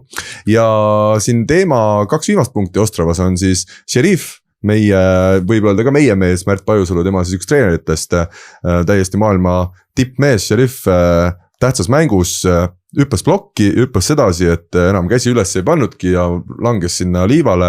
Kõvad karjatused järgnesid pikalt ja ega seda mõnus vaadata ei olnud, ta viidi seal kanderaamil väljakult ära ja lenda. Nüüd on siis info see, et tal ikkagi on ilmselt päris tõsise vigastusega tegu, täpselt diagnoosi veel ei teata, aga koju ta lendas ikkagi ratastooliga, et puusas siis või mis piirkonna? Vist puus oli, me oleme aru saanud nii, jah. Aga no loodame, et ikkagi saab korda ja ma arvan, et see, et ta juba koju ikkagi lennutati, näitab, et seal tegeletakse edasi, et kui oleks ikkagi väga-väga halb olnud, siis äkki ta oleks jäetud Ostravasse.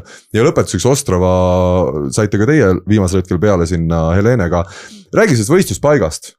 Seal mingi vana tehase piirkond, väga palju torusid igal pool, kõrvalt vaadates väga äge, milline sinu kogemus mängijana, kas sihukest turniiri mängida on ka teistmoodi?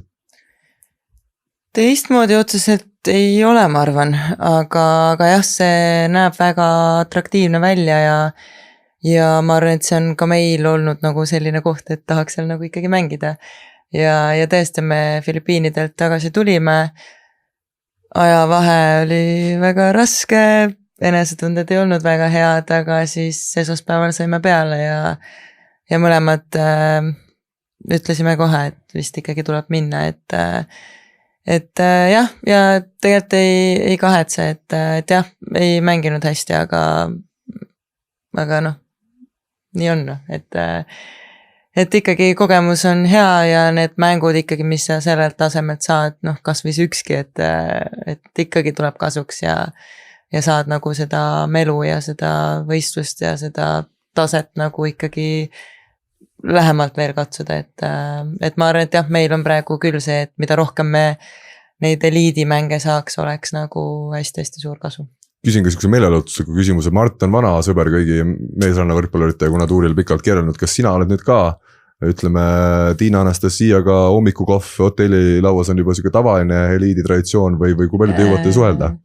Ei ole kellegagi vist seal niimoodi suhelnud, sest ega me ei ole noh, nii kaua kuni sa kvalis oled, siis sa ju seal põhiturniiri hotellis ei ela, nii et ei ole tegelikult niimoodi otseselt kokku puutunud, aga samas seda, et trenni teha nendega ei ole vist tänasel päeval enam nagu nii raske või nii suur asi, et trenni saame ikkagi nende kõikidega seal koos teha, aga jah, et siis mängus on nagu raskem meil võib-olla. Aga tänapäeval elatakse palju ikkagi sotsiaalmeedias, kes ütleme, sina käid igal õhtul läbi ja like'id neid story'sid, mida maailma tippmängijad on pannud, et ka saada natukene nagu sõbraks rohkem, kirjutada vahel DM-i, et kuule, well played, good point, I wish you would have won this match või sa päris sellist teed ei ole läinud?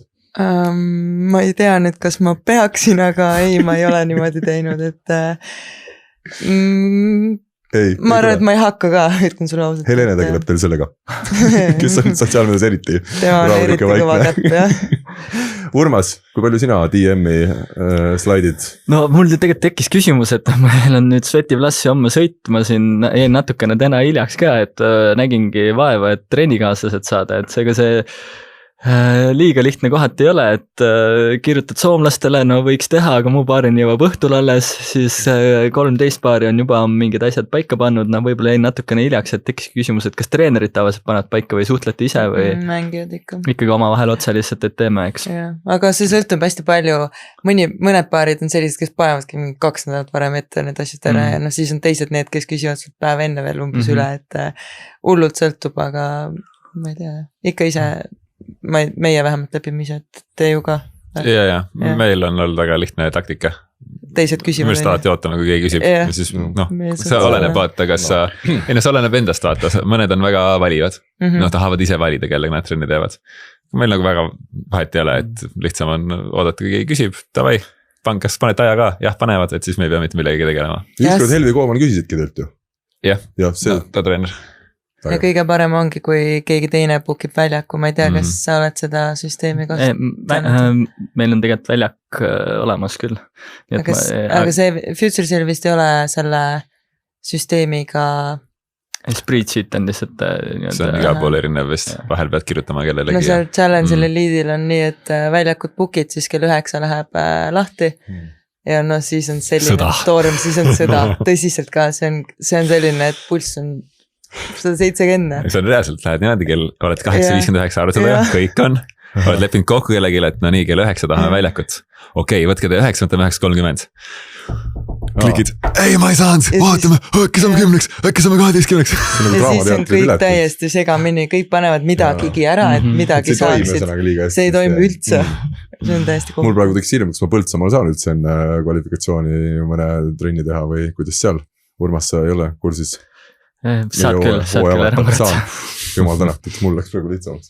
Nii, aga me jõuamegi väga sujuvalt siit edasi siis Eesti Rannavoole GP hooajani, kuna see on, ütleme, Eesti rannavõrkpallis ikkagi selline aasta oodatud sündmus, suvine sari ja ma loen kiiresti ära ka, 19-21 juuni algab siis Põltsamaal see hooaeg meil 3.–5. juuli, meie korraldame 5.4. Mati Vetevool mälestusturniiri Kloogarannas, siis ei ole teada, kas sellest järgmine nädal toimub Pärnus etapp või mitte, me kõik Eesti rannavõrkpallit väga loodame, et saab Pärnusse ja Tüüni üheks nädalavahetuseks, aga rannavõrkpalli mõistes, aga veel ei ole see selgeks saanud. 24-26 juuli on siis Paides tuntud turniir, 31 juuli kuni 2. august on Võsul, üle pikkade aastat on siis Võsu tagasi GP-sarja kalendris, tervitame ja soovime edu Sten Vahtrasele, kes siis ka ise mängib, on siis korraldamas turniiri ja 27 kuni 30 august Eesti meistrivõistlused Tallinnas Vabaduse väljakul, see on see hea sõnum, mis on nüüd siis kinnituse saanud ja vaatasin, et maailmakarika kalendris on ilusti kirjas ka 19 kuni 22 august Futures Tallinnas Vabaduse väljakul, nii et suvi tuleb ikkagi päris tõsine, küll suve teine pool alates juulist, ütleme kiirem, juunis jõutakse veel natukene päikest võtta ja vormi koguda väljas, nii et sellised teadmised meil ja kui palju teie plaanite Eestis GP etappidest osa võtta, kiired kommentaarid, Urmas? No Põltsamaa etapil tõenäoliselt ei mängi, oleme Kreekas MK-l, aga teised on plaanis.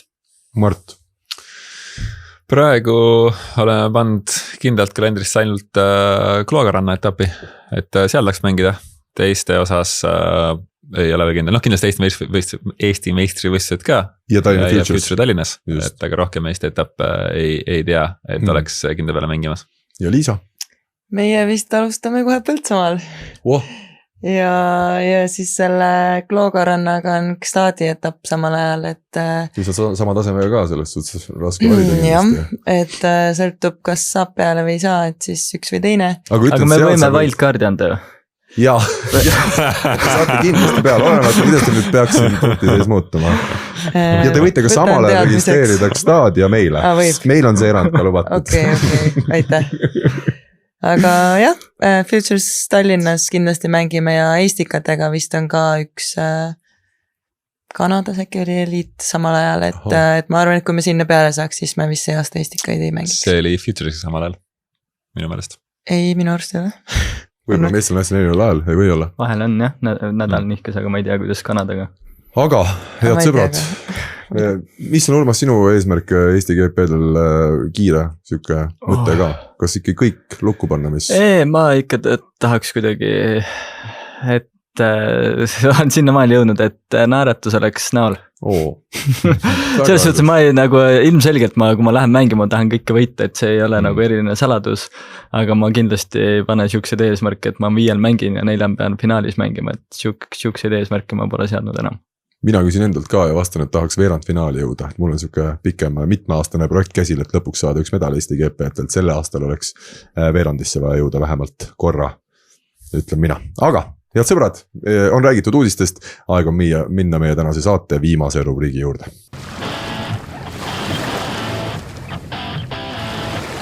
Ja tehnikanurk, nagu ikka mootoritest meile rääkida ei meeldi, nii et me räägime ka täna rannavõrkpalli tehnikast. Me oleme suutnud kusjuures saadet praegu vist 1:20 teha, mis on üsna okei, mis tähendab, et meil jääb aega ka rääkida tehnikast. Jälle mina oma valiliselt võtsin mõtte, et üllalt sööt versus alt sööt, et sellest ikkagi räägitakse, see ala on ka arenenud, muutunud, ometi mõlemat ju väga palju ja tihedalt kasutatakse. Meil Urmasega on selline tore lõõp tekkinud aastatel, ma loodan, Urmas võtab seda sõbralikult alati, kuigi vahel on päris tuliseks läinud need arutelud. Mina olen ikkagi ülaltsöödu selline edendaja Eestis, viin seda igale poole maakondadesse, küladesse, linnadesse ja Urmas on lihtsalt altsöödus nii hea olnud läbi aastate, et tema on kuidagi kujunenud altsöödu sellisest eest kõnelejaks vähemalt meie oma sõprusringkonnas. Urmas, alustame sinust, millal sina kasutad ülaltsöötu ja millal sa lähed altsöödu peale üle? Milline on see üldse selline suurem filosoofia sel teemal? No selles suhtes see on hea küsimus, ma vahel siiralt tunnen, et mingites olukordades on paarilisel alt tõstet lihtsam lüüa kui ülevalt tõstet, sa ise mäletad seda nii-öelda kui me mängisime Beats 44 eliidisarja, et seal loomulikult saabki jõuda selleni, et võib-olla mul ei ole ülevalt sööt, et ma ei suuda ülevalt sööduga anda nii hästi ette, kui ma suudan siis alt sööduga, et pigem võib-olla see taandub sellele küsimusele, aga ma lihtsalt tunnengi, et see pall hõljuma panna ja võib-olla isegi paarilise jaoks loetavamaks teha on alt sööduga mul kohati nagu lihtsam. Mina lisan kommentaariks, et mina sinuga mängis tõesti finaalis, me seda sinna läks, et lõpuks tõstki mulle vist enamus palju või kõik paljud alt ja esiteks on see, et kui alt tuleb tõste sulle võrgu alt, siis sa perifeerselt näed seda vastase väljaku poolt rohkem, et sa ei pea seal eraldi midagi vaatama, vaid sa tunned, et rohkem tuleb alt poolt sulle üles ja teiseks tõesti Urmasel ei ole selline väga pikk ülevaltsöödu liigutus ja mulle tundub, et altsööduga sa oled nii täpne, et sa suudad selle nii-öelda palli sinna üles kukkuma jätta paremini kui võib-olla ülevalt sööduga ja ülevalt söödu tuleb ka päris kiiresti käest, et ka siuke rütmiliselt on hoopis mõnusam minna peale alt söödule. Pigem ongi see, et Liisa on ka rääkinud selle tõste tipust, eks, et mul on alt tõstega seda tõste tipp lihtsam saada ja ülevalt tõstega siukest kiiret lendavat palli on lihtsam tekitada, ma suudan seda alt sööduga ka, aga võib-olla mõistlikum seda rohkem nagu ülevalt sööduga kasutada, et mul ise lihtsalt mõtlen ka, et ma küll ei ole neile kõigile ülevalt isegi üldse tõstnud väga, aga näiteks oled sina olnud, olen Siimuga mänginud, Sandriga mänginud, siis mul tundub, et neile kõigile näiteks sobib see tipuga siis tõste ja ma olengi nagu just läinud teadlikult seda nagu tõstma ja kui ma näen, et võib-olla vahepeal mingit ülevat tõstet tehakse, kui ma näiteks Siimu vaatan kõrval, siis ma näen, et tal on see nagu raske just. Et see, aga samas Arminil, kui ta lendab niimoodi pikalt ära, siis tema jällegi saab sealt tihtilugu nagu eelise. Ja ta on ka nii võimas kuidagi seal, et mulle tundub, et tal nagu, et tal võibki olla rohkem joosta see tõste või et ta tuleb kõigega toima. See on võib-olla see, siin tuleb jälle need detailid ka, et kui Armin mängib paremal pool ja ma lasen selle kiire tõste, ta läheb üle, siis parema käelisena sealt tekibki võib-olla ploki vastu eelis, kui mul, ma ei tea, Siim mängib näiteks vasakul pool ja ma lasen sealt selle ilma tiputa tõst üle ja see läheb selja taha, siis on pigem on juba ründe on nagu halvem seis, et seal niisugused väiksed asjad ka kindlasti mõjutavad. Mart, sinu mõtted sel teemal? Ja sa tõstad ikkagi väga palju ülevalt, sa ikkagi oled väga hästi selle omandanud ja ka kaugelt sa vist ei karda liiga palju ülevalt tõstet sooritada. Jah, ma tõstan ennast ülevalt ja mina pigem vähemalt, kui ma ka õpetan siin harrastajaid või jalgajaid või see, mis mind nagu toetas, on see, et kui ma lähen ikkagi teist palli mängima, siis põhimõtteliselt mu esimene eesmärk on alati teha ülevalt tõste. Ehk siis kui pall on üleval, ma lähen alati nagu selle mõttega, ma lähen ülevalt seda tõstma. See paneb mind natuke agressiivsemalt palli poole liikuma, et ülevalt tõstes sa pead ka natuke täpsemalt ennast palli alla saama, alt tõstega võib-olla natuke lohakam, alateadlikult tegelikult ei võiks olla lohakam, aga on lihtsam olla lohakas. Eks põhimõtteliselt alati selle mõttega ma lähen ülevalt tõstma ja siis selle palli juurde jõudmise ajal võiks selguda see, et kas ma saan seda korrektselt ülevalt tõstma minna või ma ei saa.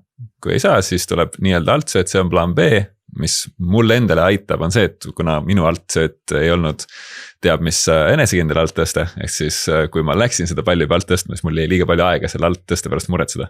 Ma vaatan, okei, spin on peal, värkis särk, kuidas ma jõuan sinna, loodan, et ma seekord ära ei käki ja mis iganes.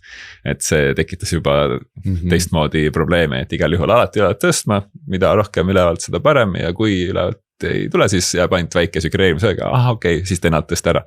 Ja nad muutsid ka siis nagu täpsemaks minu alt tõsta, et kui jah, pall on võib-olla 6 meetrit pluss platsi nii-öelda sinna kaugusesse võrgu poolt eemal, siis ilmselt valine alt tõsta lihtsalt selle mõttega, et sellel tõstel oleks piisavalt kõrge kaar, et ta ei lendaks sealt kaugelt, ülevalt tõsta võib-olla ei jaksa nii kõrge kaarega seda panna. Et ta läheb võib-olla liiga teravaks ja hakkab sinna võrgu poole lendama ja siis on ründajale ebamugav.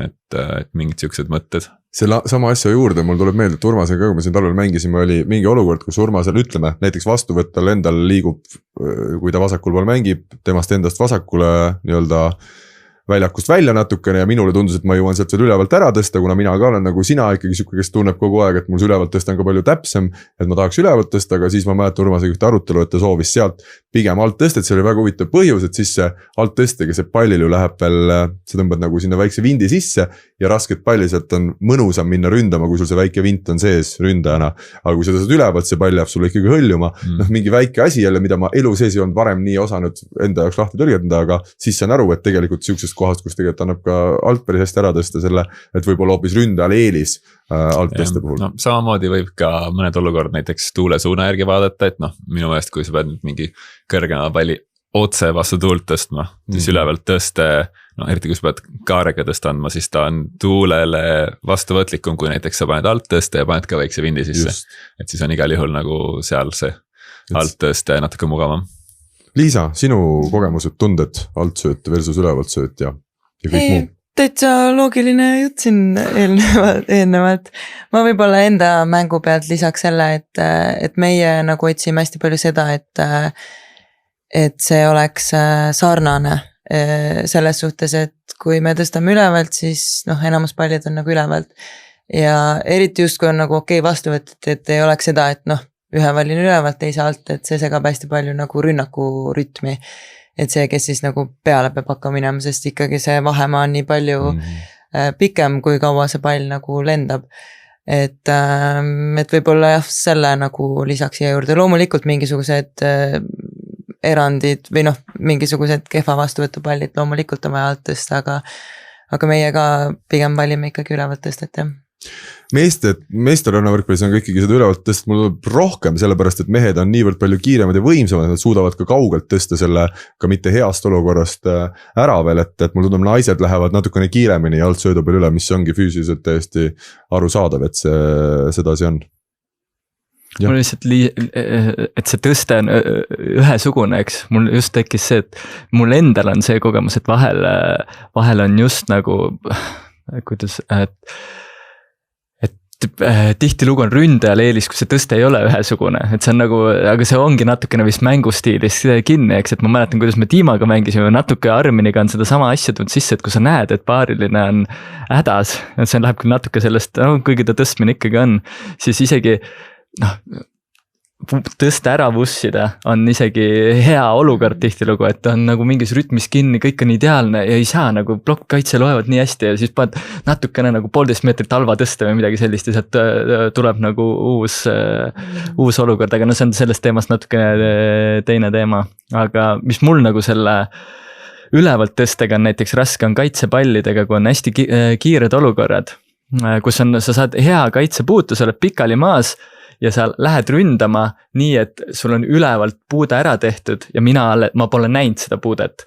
Versus siis see, et kui seda ülevalt ei tehta ja tehakse alt, et ma saan selle silmakontakti, et ta tegi siukse puute, see pall hakkas niimoodi lendama. Nagu, et siis see annab mulle nii palju rohkem nagu võimalusi seda lahendust nagu leida versus siis see, et ma nagu pimeduses saan selle palli kätte ja tegelikult ma ei saanud aru, mis hooga ta sinna läks, sest ma nagu seda algpunkti ei näe nagu.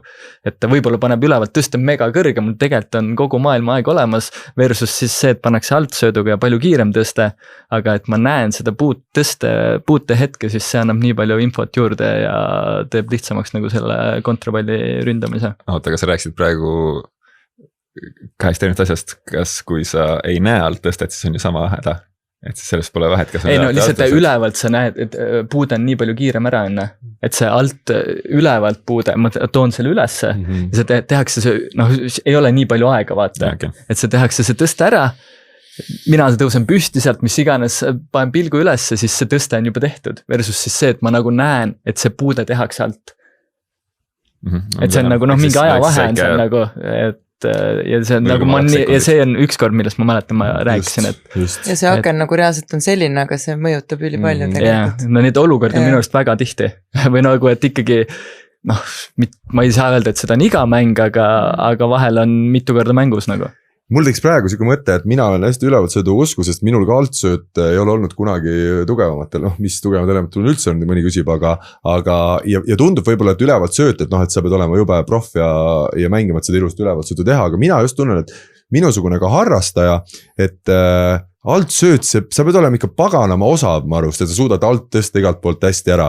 Aga ülevalt tõsta, kui sa juba selle käe liigutuse saad ilusti omale selgeks, siis on võimalik olla ikkagi täpne ka, me näeme siin harrastajaid ka, et mulle tundub, et seda ülevalt söötsi küll võtab aega, et seda õiget tehnikat ja suudad teha, aga mulle tundub, et see lõpuks see tulemus on niivõrd palju parem, et mina küll tunnen, et varem mul see tõste oli selline, ise ka ei teadnud, kuhu läks, aga ülevalt tõstega ma ikkagi olen hakanud paremini tunnetama, nii Urmas on tulnud nii komment. Sa ütlesid selle ploki alguses, et Urmas on nagu selle altsöödu kõneleja, siis ma hakkasin muigama, et mis asja ei ole ju, aga siis nüüd mul tuli, et mina vist olen ikkagi, sul oli õigus, et aga mina nagu tunnetan seda ja ma usun nagu seda, et harrastajatel, kes tõstavad oluliselt rohkem nagu alt, annab see üldpallikontrollile, servi vastuvõtule ka väga palju juurde, sest saad seda nagu seda kontrolli, millega sul on vaja servi vastu võtta oluliselt rohkem nagu neid käsi tundma õppida, see ülevalt sööt on ainult see, mida sa tõstmisel nagu kasutad, aga alt söötu sa kasutad vastuvõtul, kaitses mängimisel, sa võid tõstel kasutada, et see on natukene nagu universaalsem võib-olla oskus. Sellega täiesti nõus, aga harrastajad jälle vaadates tundub, et neil ka see alt tõste on nii ebatäpne või ja vastuvõtt on ka raske. Vastuvõtt ka raske. See ongi väga raske element, nagu ma olen nõus. Just, aga et kui nad siis saavad lõpuks selle ülevalt sööduga päris ilusti, et siis on ka näha, et neil tekib see nagu null koht või kus kukkuma hakkab see pall, et siis on äkitselt paaril seal hoopis parem seda lüüa, et aga no võt, eks lõpuks tõde ongi kuskil vahepeal nagu ikka. Kõike peab oskama.